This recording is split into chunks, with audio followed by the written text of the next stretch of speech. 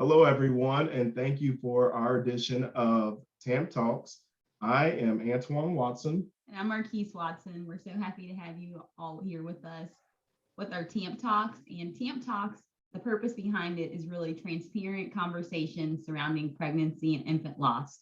So our hope for this is to give other families a platform to share their stories that will hopefully inspire, encourage other families in similar situations. And tonight we have some very special guests here with us, our dear friends, the Maclins. We want to introduce them to you and have them introduce themselves. You go ahead and start, Marcus.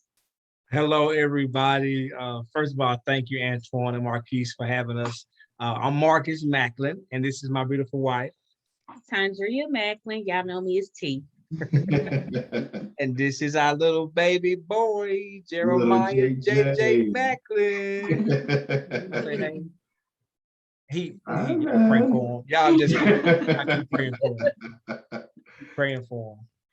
Well, we had the pleasure of being connected with the Maclins from our pastors. So special kudos, thanks to our pastors for connecting us with this beautiful couple.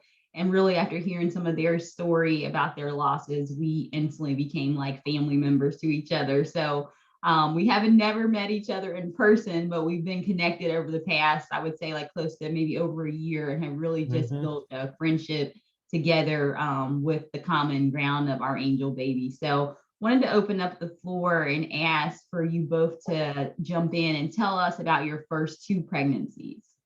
Okay, you want to start, man? Oh God. So we got married in December, what was it, 2010? No, December 2011. 11. So I'm better with dates. So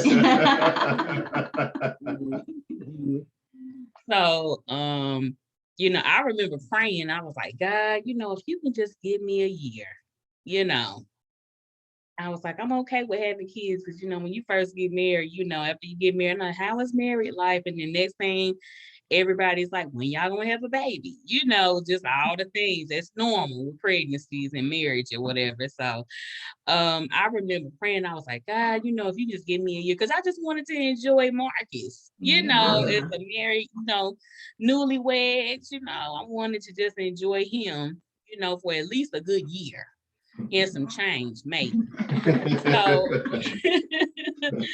So God granted me that, so I think after we celebrated our first year, maybe that January, late January, early February, I found out I was pregnant. Wow. And when I found out I was pregnant, it was funny because at my job that I had at that current time, I was just feeling weird. And one of my coworkers was like, girl, you pregnant. I was like, no, I'm not. I was like, what are you talking about? I literally, on my break, I went and got a pregnancy test on my lunch break and was in the bathroom. I peed. Y'all know. What? Y'all know what to do. Y'all know. Pregnancy test? I was like, wait a minute. I was like, no. But then the Lord reminded me of what I asked him. So that let me know you have to be careful what you pray. That's the truth. Because he did just that. It was a year. It literally was a year. So we found out we were pregnant. I think out of probably all the pregnancies, my first pregnancy was the hardest. It was a very hard pregnancy.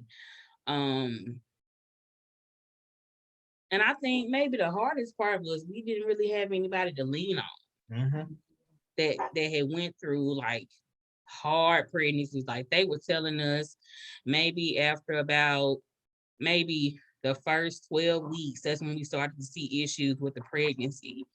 And, the doctors was telling us all kind of stuff. We had to switch doctors because, if I can be honest, it was some racial stuff that happened with the first doctors that we went through. It was, we were referred by, I think it was one of Marcus, one of his co-workers to the we won't say what we won't say. Yeah, we won't say who it was, but you know who you are. But it was just rough. It got to the point in the pregnancy where they wanted us to terminate the pregnancy. They wanted us literally to abort the pregnancy. And I was just like, both of us, both Marcus and I was just like, no. And the only reason why they wanted us to abort because when they did the genetic testing, as all women, if you decide to go that, that route, to do the genetic testing, that the baby had Down syndrome. I don't care what my baby got. So, but it was just, that was the only reason why they wanted us to abort, because it was a girl, we decided to name her Lyric. Lyric Marche. And they wanted us to abort, and we decided not to go that route. So I had talked to one of my cousins that had, she was high risk. Most of her pregnancies, she's had high risk pregnancies. And I called her and I was just, hey, this is what's going on. I don't know what to do. I'm scared. Marcus is, we just didn't know. I mean, it literally got to the point during one of the sessions that we had, they were doing an ultrasound, like literally Marcus had to literally put his foot down. Oh, let me tell this part. Yeah. So she walks into the room, the specialist, and I'm a healthcare professional myself. So I believe that you have to have some type of sense of bedside manner as a healthcare professional. And in my opinion, that can't be taught. It's an inward thing that comes from within. You have to have a good spirit to have a good bedside manner, in my opinion. And this woman looked at us in the face, and she looked at us. She was doing an ultrasound, looked at the screen, looked back at us. She said, "Oh yeah, it's not looking good.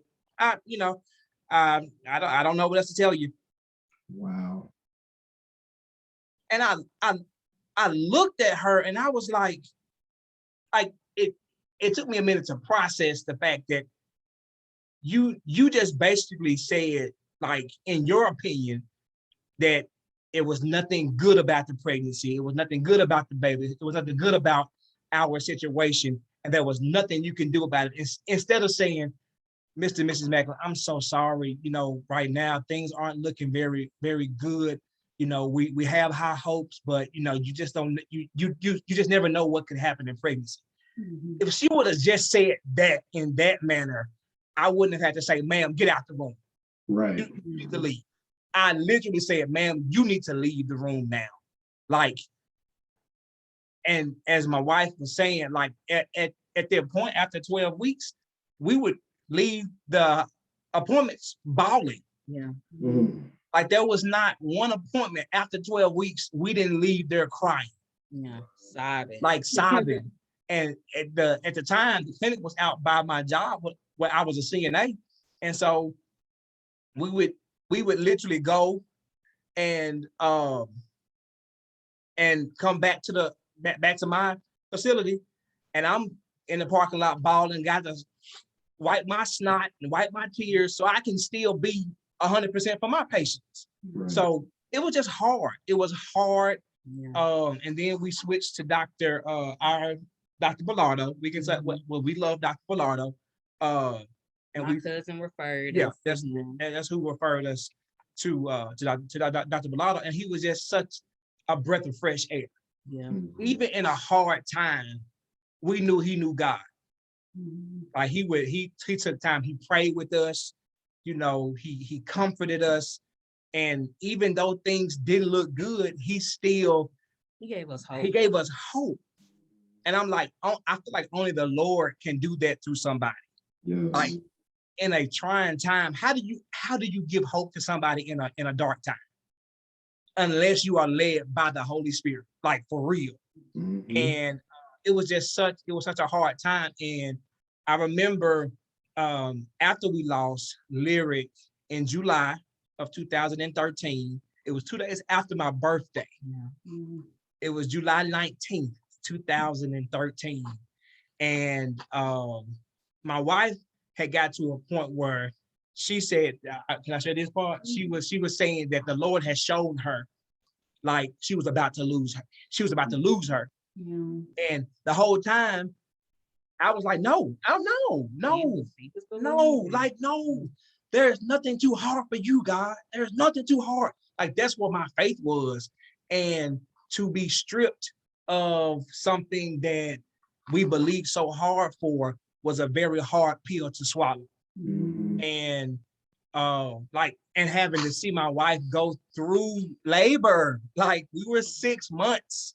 How many weeks of gestation today? Almost 7 months. Almost 7 months. We were 26 weeks. Like we had baby showers planned, everything. Like we had having to go and say, I'm sorry, guys. Baby showers canceled. Mhm. We lost the baby. Like, how can you form those words and still have breath in your body afterwards? You know, so it was very hard. It was very hard. We were still young, you know. Yeah. It was hard. It was hard. I don't know what else to it was hard. It was a dark place because everybody around it felt like everybody around us was pregnant. Like it was like almost seven women at the church at the time was pregnant. So, you know, knowing my wife had to go into the restroom at church and hear all these, you know, babies like, "Oh, girl, I'm feeling this. Oh, I'm tired. You know, it's things like that. Like, I didn't want to see her have to go through those things, but I mean, this woman is amazing. She's absolutely amazing. I've never met a stronger person than her. Mhm. Never. So now we fast forward 4 years later, and got pregnant again. And I'll never forget, she announced it at church. It was during choir rehearsal. And it was crazy because like I had just been believing God like during that time. Like it was touch and go for 4 years. Like just the enemy was trying us in so many different areas. He was just trying us mentally, physically. It was a lot. And so we got pregnant. And I was like, but I felt that I just knew it. And what was that? That was what month would you say that you told me at church? It was real hard. I think it was in the I think it was sometime because she had shorts on. Yeah. It's like yeah, I think it was like details, June. Yeah, you know what? It was June. We had just went to Birmingham to see one of my my line brothers and came back and literally I was pregnant we were doing during that trip. We were pregnant and didn't even know. So then it's like your mindset shifts. Like, okay, here go the promise. This is it. Like, this is the rainbow after the storm. And we had switched doctors from Dr. Bellardo and went to another doctor that we had been recommended by a good friend of ours. And all of the appointments were going good. We didn't go to a specialist. I'm not gonna say what I feel like we should have went. They didn't see any issues. They didn't see any issues. Exactly. That was the thing. It was no issue that was shown. Yeah. You know, so we good. We going through it. I feel like Nehemiah's pregnancy was it was probably one of the best one. Great pregnancy. Yeah. It was a beautiful pregnancy. But not knowing that stuff was going on underlying. Because I had lost insurance. Because we had lost her insurance had lapsed. So then we get to we're still going, heartbeat sounding good whenever we can have an appointment to see how things are going. And then we get to December, Christmas. It was a time frame where we didn't tell anybody. Nobody knew that we were pregnant. And, we decided because of what happened with Lyric, we was like, let's just we're in a good place. So He a post, baby, remember? no, we didn't post until the gender reveal, babe. We was 5 months. Like, Ooh, well, yeah, I wasn't saying that's that we posted early. I was saying that we had posted like a little flyer. it Like was 5 months. it was at Yeah. 5 months. So yeah. Mhm. Post. That's when So it was very close to the gender reveal that we did post the actual like the flyer or whatever. And so uh it was December. I think the gender reveal was on the 22nd of Mhm. December of 17. I went to Memphis because at the time she was I was high she was risk. high I mean, risk. You know, we didn't feel comfortable about her traveling. So I went to Memphis to see my parents. Came back the day after Christmas because I was like, you know, I gotta go. I got a pregnant wife at home. I gotta go home to take care of my baby and my wife. Day after Christmas, 2 days after. 2 days after. Well, it was the day after that you started this spot because Yeah. it was the 26th. Like I said, better with dates. Don't get in Day trouble. after Marcus. Christmas. You I see, said, don't get in trouble, man. I'm about to say, I feel the eyes. I had to gotta tell it like a TIS. She started the spot, and we were like, it was small spotting. So we went to the hospital, thinking that we were going to just go for observation. They were monitoring the baby. Heartbeat at the time sounded great. So we were like, okay, they're gonna discharge us. And our world turned upside down in a matter of minutes. She went to the restroom and she was starting to have, just like you had started to have contractions. Mm-hmm. And she went to the restroom and there was a nurse had put a hat. Those of you who don't know what a hat is, it's a urine collection specimen. It's a thing to go to collect urine in.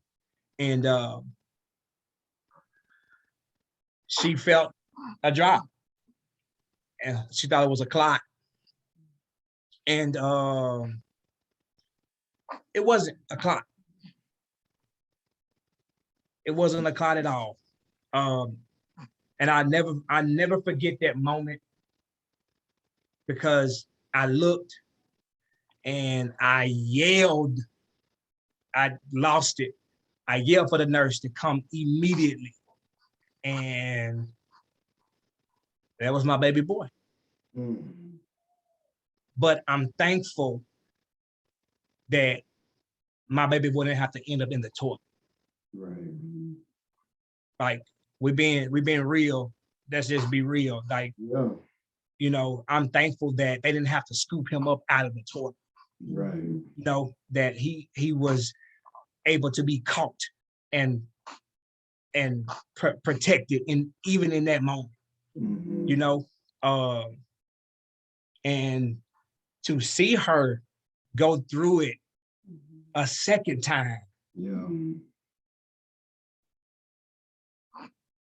It's, you know, it's already hard enough going through it one time, but to go through it twice, I mean, I wouldn't wish it on my worst enemy. I genuinely mean that. Wouldn't wish it on my worst enemy. And in these type of moments, it's difficult to be able, like, where do you go from here? You know, you have this hope, you have this trust, you have this faith, you know, you have a strong foundation in your relationship with Christ, and this continues to happen. And it leaves you in a place of where do we go from here? Which kind of leads me to our next question, because a lot of people don't know how to deal with this. We didn't know how to deal with it, but what were some of the coping strategies that you all use collectively together as a couple? And were there things that you did individually as well? I'll let you touch on that first. I think well, really both of us, we had a strong support system. Like, we had people on, and I think that's one. I mean, just in life in general, it's a learning lesson just to make sure that you center yourself around people that have the love of God. Mhm. Because in life, you just never know what's gonna happen to you, what you're gonna have to face, what you're gonna have to go through. And during those times, like we had people checking up on us. Like I remember both times being at the hospital, getting baby stuff all over the place. Like, you know, our close friends, they had keys to our house. They was like, let's get all this baby stuff out so when they come home, they don't even have to see. It's not that, I mean, little things that you don't need to think about. Just how can, they cook for us. They came over and fried with us. They just, even if they have or knew the words to say, they were just there. Right. One of my really close friends, one of my best friends, she was like, sometimes you just need to look up to see if you're not alone, Mhm. So. That's so true. I feel like the support system is like so necessary when you go through something like Oh, this. absolutely. Like you said, you don't realize, like, obviously you value your friendships and things like that, but then like when you have to go through something so hard and how people just step right up and they're there, you're Yeah. just like, wow, like, if we had to go through something like this, I'm thankful at least we do have like support to, like you said, go through and get the baby clothes out or cook meals, just be there really, whether you needed something or just letting you know that you were there, or just being there, that's so important. Yeah. Absolutely. And I think that's an important part to mention here, because during this time is when we really found out who was really there for us and who Yeah. weren't. When you're going Yeah. through something difficult like that, we had some friends that really stepped up. Even friends that I didn't even expect to step up, but I'm like, Yeah. Yeah. they are there. Yeah, And absolutely. were ones who I would have expected to have been there that weren't. And I think this is a good topic that we're talking about, because I forgive those people, because I realize that it's no easy way to talk to anybody about this. And sometimes folks don't know if they should bring it up, if they shouldn't bring it up. But T, you hit on something perfect. And I tell people this all the time. With us, we get people that come and reach out to us and they ask us, like, I just had a friend lose a baby. What do I do? I'm like, just be present. You don't have the answers. Fair. You don't have to come. I think it's human nature that we want to solve everybody's problems, but this is a problem that can't be solved. It's just really, you just need to be there in support of me, whether it's just to listen to me cry, just to go have lunch with me, like Bring me ice cream. Yeah. bring her ice cream. Listen, I'm lying, I eat some ice cream too. I wasn't. So folks would literally bring me food over and watch me eat. Like, no, T, you need to eat. Like, Yes. and like, they would text like, "Have you eaten today?" I'm like, "No." See. Just little things. It's the little things, that we sometimes take for granted. So true. So yeah, That is so absolutely. Well, another thing, I'm sorry, sister, No, go go ahead. ahead, Marcus.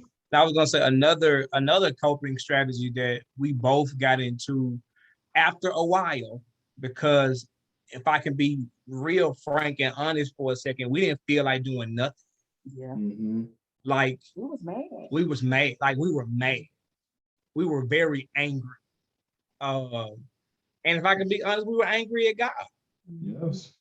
The Bible says you could be angry, but sin not. We didn't one time curse God. We didn't one time say we give up on you, God, or forget you, God. We didn't do that, because we knew that we still had a solid foundation.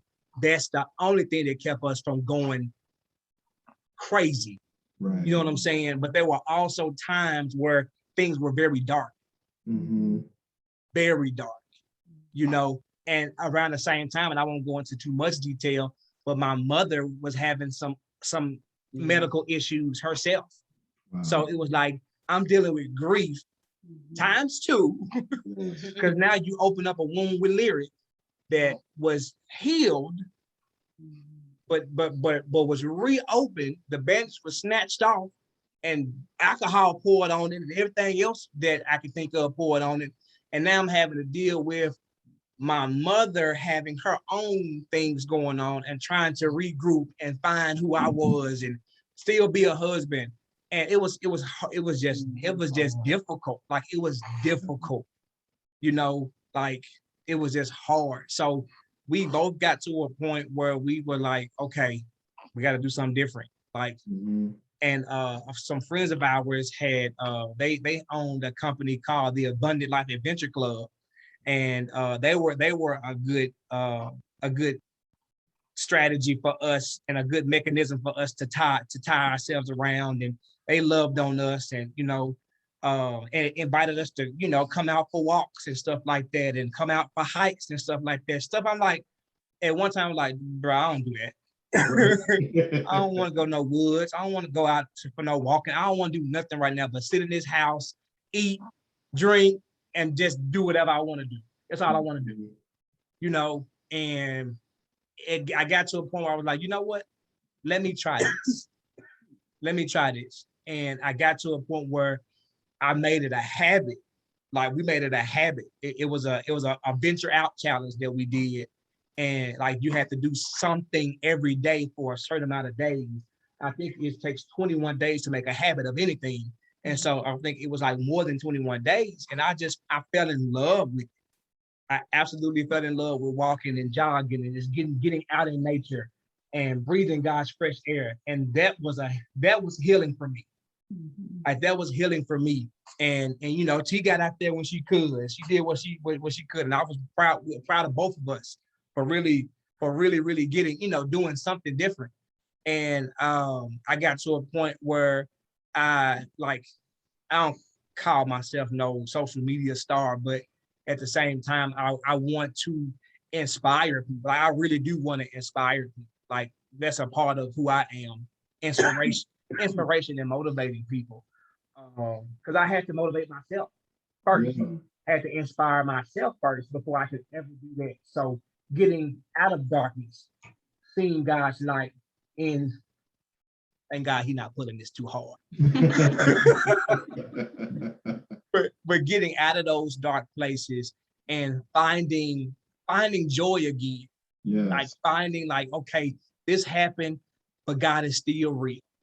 God is still there. God is in everything. God never left us. God didn't forget about us. And I would say I would walking for my legacy. And in my heart, I was walking to get myself healthier. So whenever God did it again, I will be healthy. I will be here for he or she, whatever. So my mentality was changing.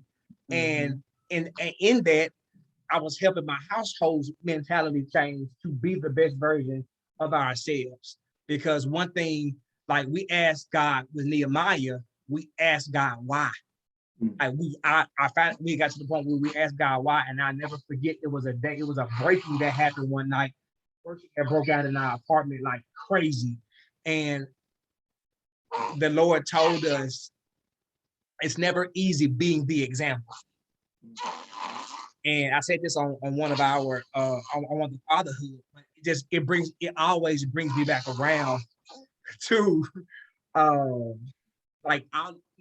comparing ourselves with any of the biblical characters or the people of God that had to endure certain things, but there are certain things that they had to endure to get to their victories. And just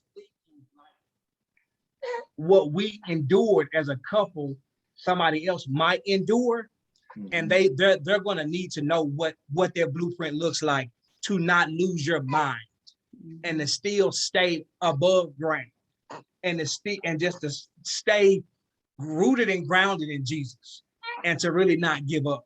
So that's been a really, really big help, and I'm still doing that as he grunts. Hey man, and I think that's perfect too. I mean, you all were able to channel that frustration and anger into something new. And then one thing that you mentioned is you had to better yourself to mentally prepare yourself, which actually leads to our next question, where we were going to ask, how did you really feel about trying again? I mean, we've had 2 pregnancies that unfortunately didn't go the way that we would have liked.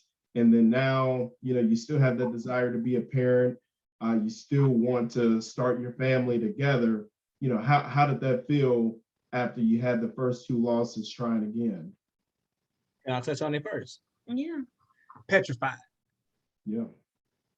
Petrified to think about it. We honestly, for a couple of years, wouldn't even talk about it. Like, we would even talk about trying again. Like, it wasn't a topic of discussion.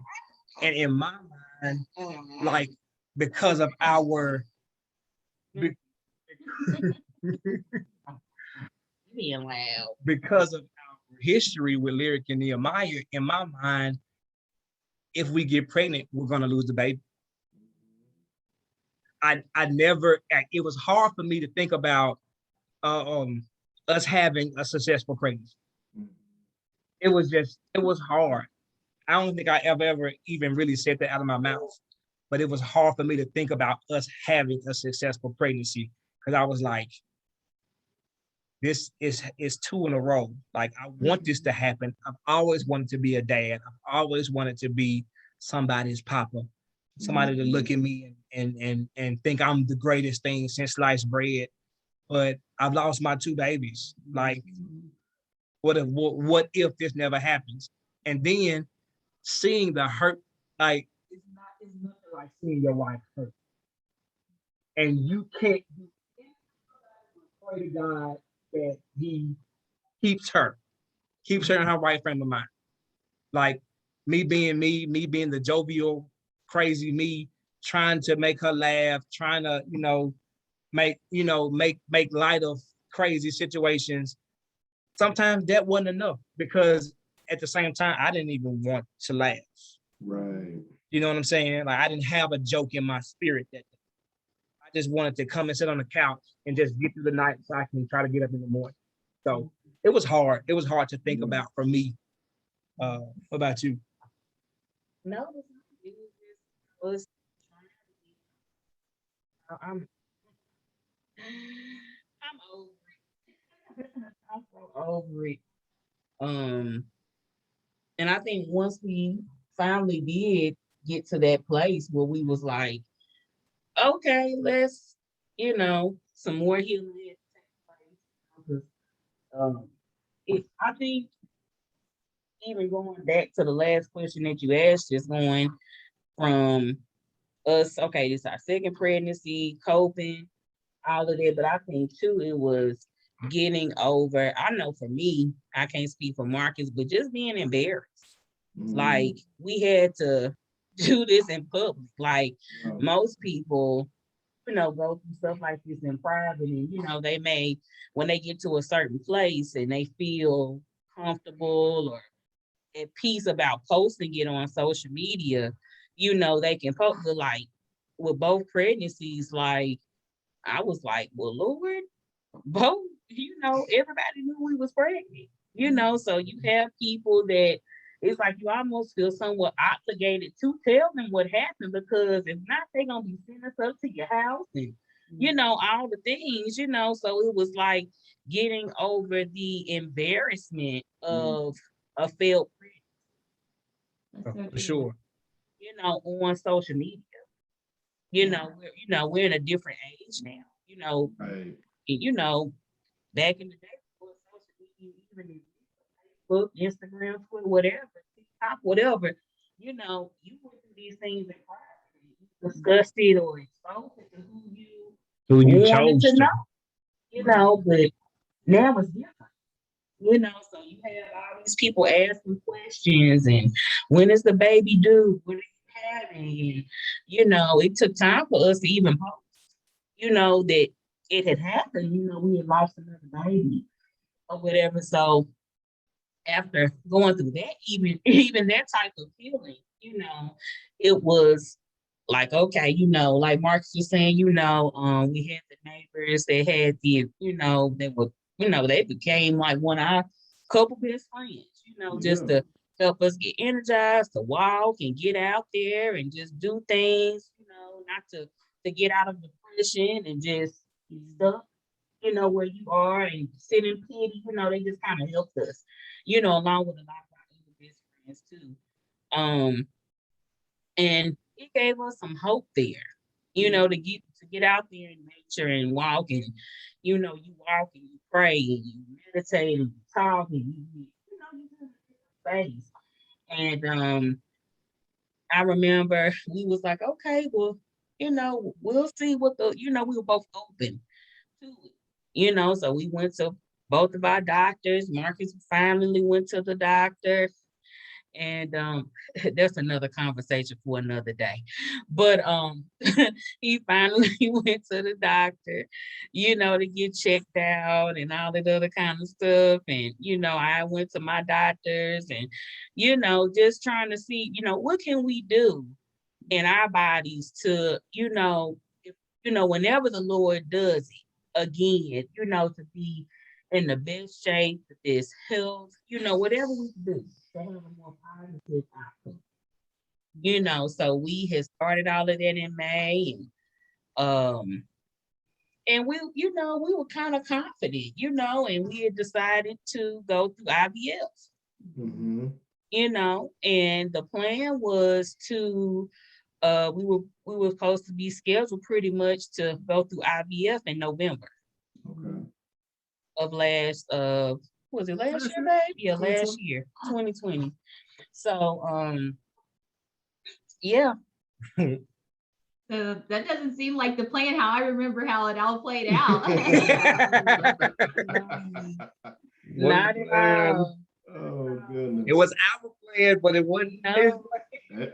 There it is, man. And, No. I think that's such a perfect segue, because the question would be, obviously, we're looking at your beautiful rainbow baby here now, and JJ, Hey, he's so JJ. adorable, and we were privileged to, just be in prayer for him, and to see him now is such a miracle. So rather than even just asking you all how you felt when you found out you were pregnant with JJ, you all shared this amazing video that you've captured from literally from day one that Marcus found out. So with the Maclin's permission, we would like to go ahead and just share that with everyone, because the video gives you chills, like gives me chills. So Get your tissues ready for real. and Marcus might get a contract for singing, because that boy know he was singing on his video. So so we're gonna go ahead and share that with our audience here, because we want them to be able to see this. They quit playing with me, man. I ain't listen. Made it really real, I suppose. Yeah. I'm gonna get up, make some coffee, have a shower, get ready, and we'll hit the day. You're gonna be a dad again, babe. It's intimacy week. We're married. You're gonna be a dad. Really confident that the experts asked. Yeah, for real. Babe! Look, it was good. Look, I wouldn't say it was the Babe! longest. I know.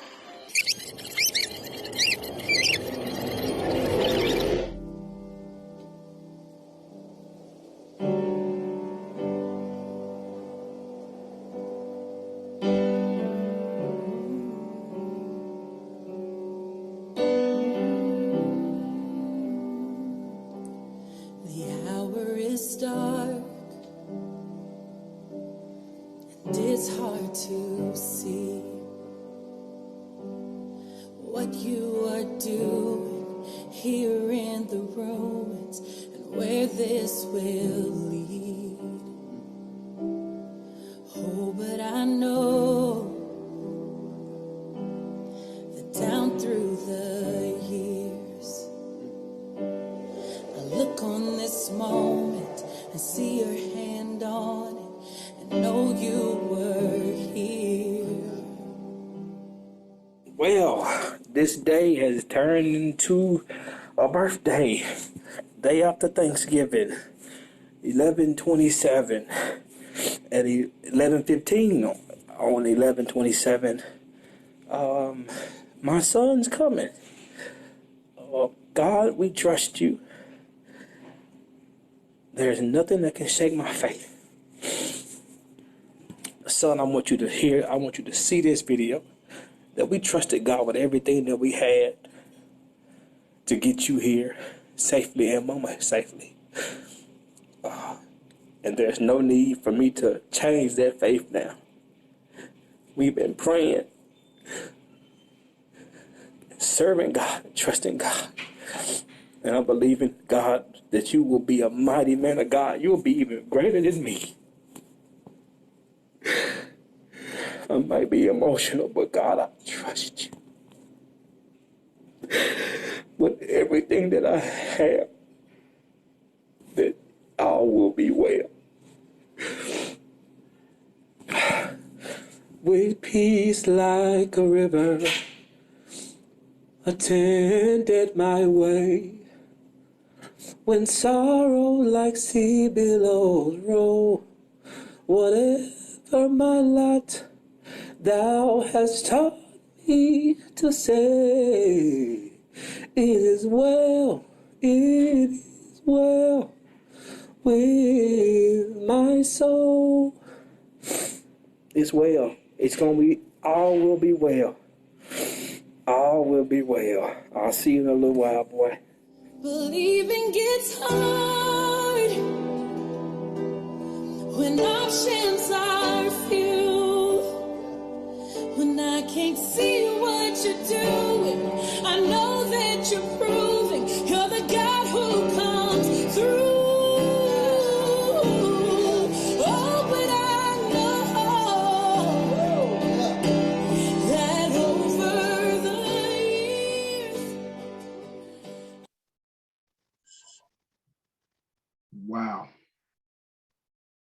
To God be the glory. I could watch this video literally every time and still get tearful for like forever. I mean, the emotion and like rawness that was like captured in that video is just like there's just no words to describe, like starting from the beginning of the video when Marcus gets the pregnancy test, like all the way through the end, like you guys holding JJ. I mean, there's just no words.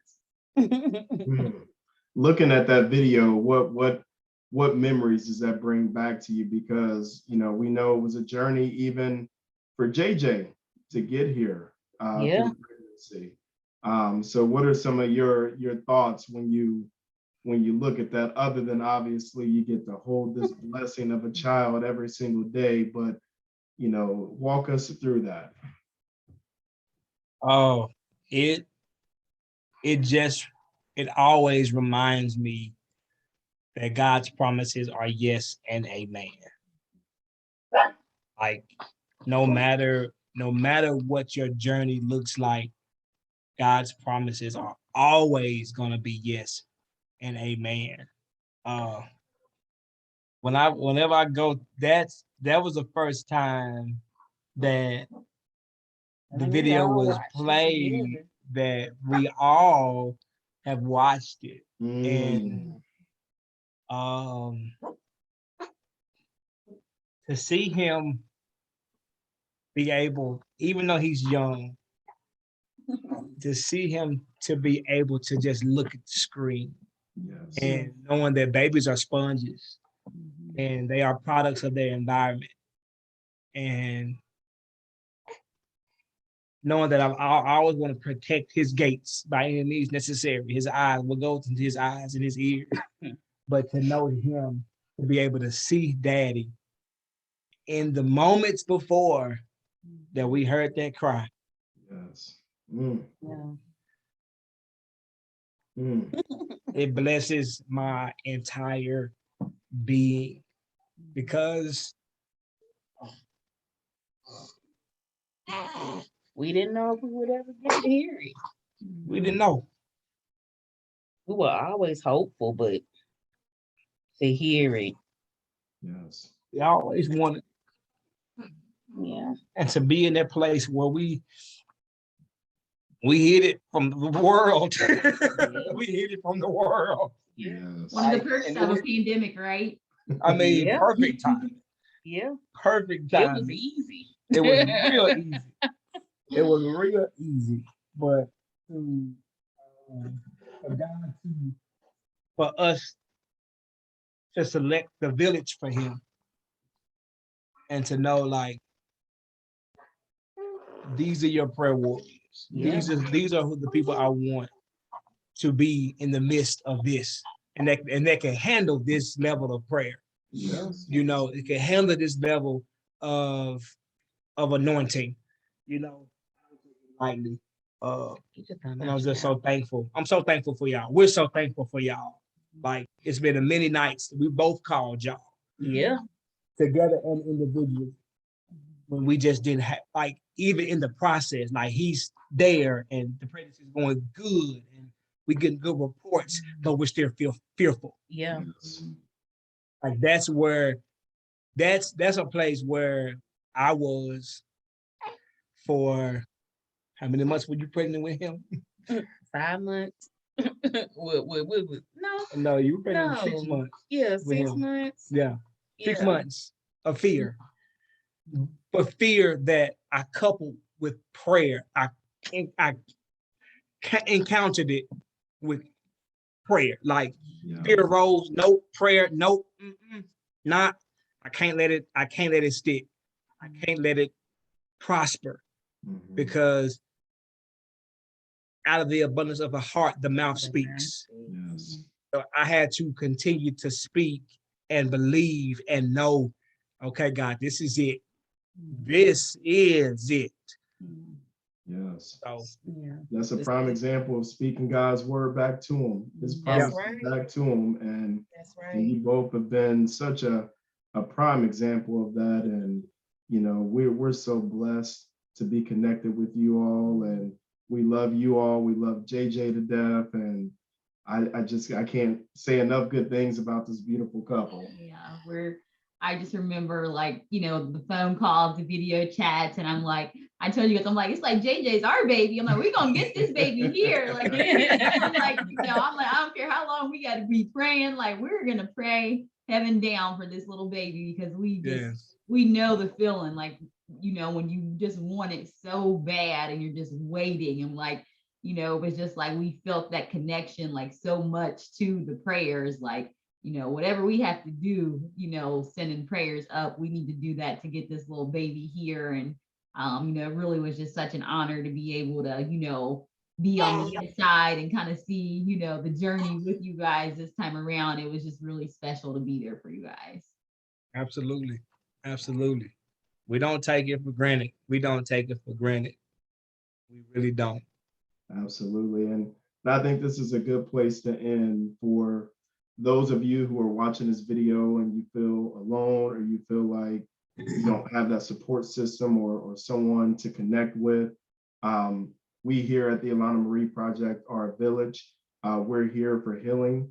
For far too long, a lot of us have suffered in silence. We've heard about being embarrassed about losing a child. We've heard, just the shame of people just finding out that you didn't have a baby or the pregnancy didn't go well again. But we're a place for healing. We're a safe place.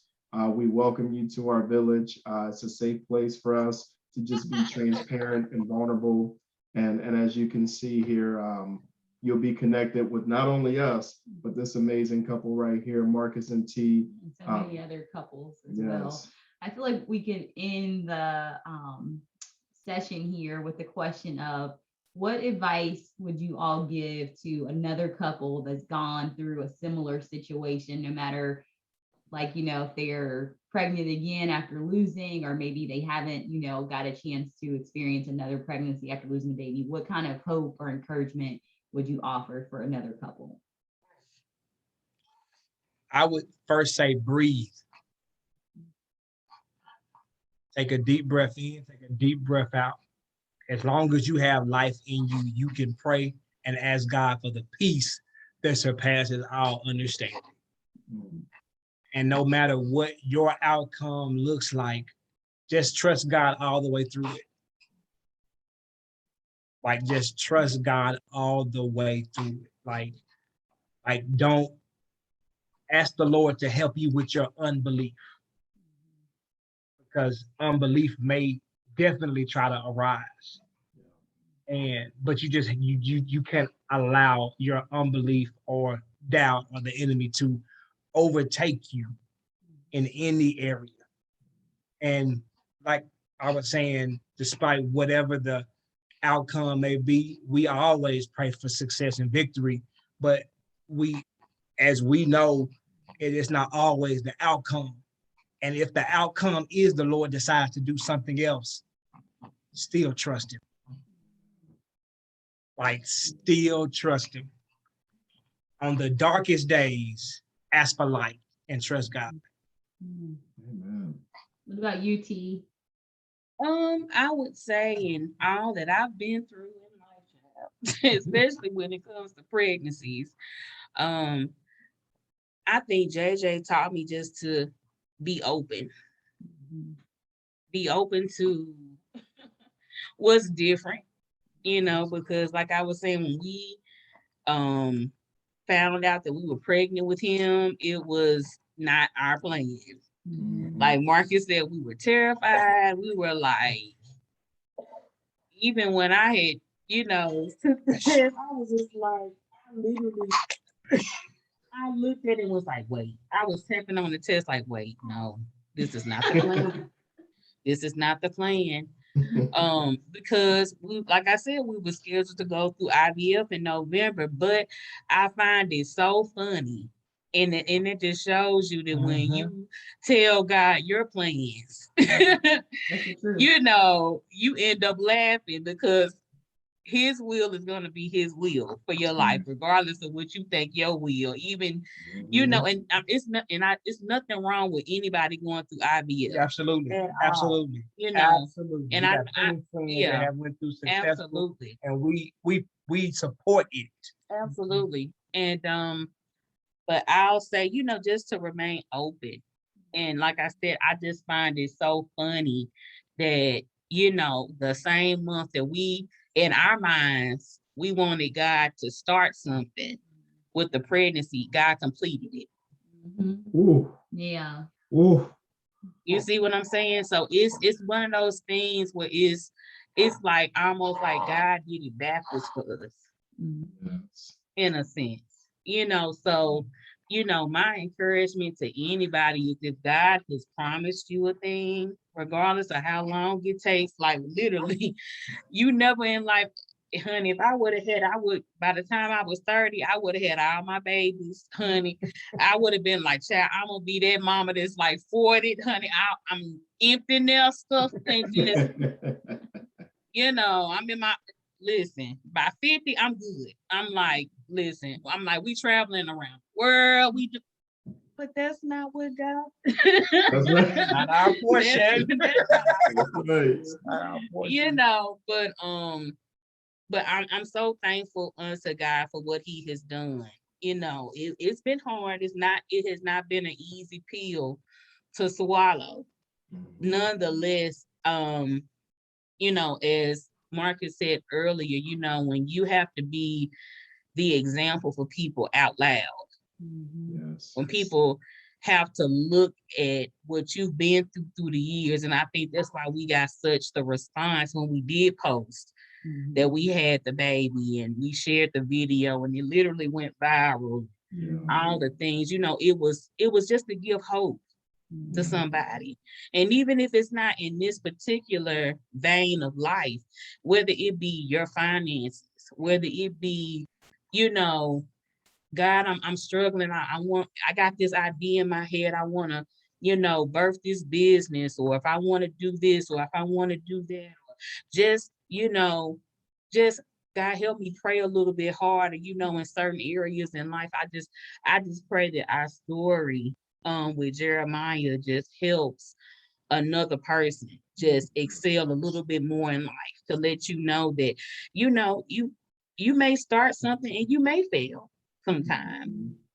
Every time it may not be you running it home every time, but you just gotta keep going. Life don't stop. Regardless of what happens to us in life, it does not stop. So you can't stop. As long as you have, like Marcus said, breathe, and just keep going. Take it one day at a time, you know, and just know that if the Lord brought it to you, he's definitely going to see you through it. Regardless of what happens at the end of it, he's going to see you through it. That's so And good. we are a true testament of it, that Yes, he you has are. seen us through dark days, through some great days, you know, but that's life. That's right. Let's thank you both. I mean, thank you. I can't thank you. We can't thank you Yes. enough for your transparency and really the courage to share. It's not easy to share your story. I know it No. brings back many feelings, Oh, yeah. emotions, and all of that. So thank you both for opening up and sharing with everyone. And we know that your story will touch and encourage so many other families. So thank you everyone for listening in on our TAMP Talks, and stay tuned for our next edition. All right. Bye.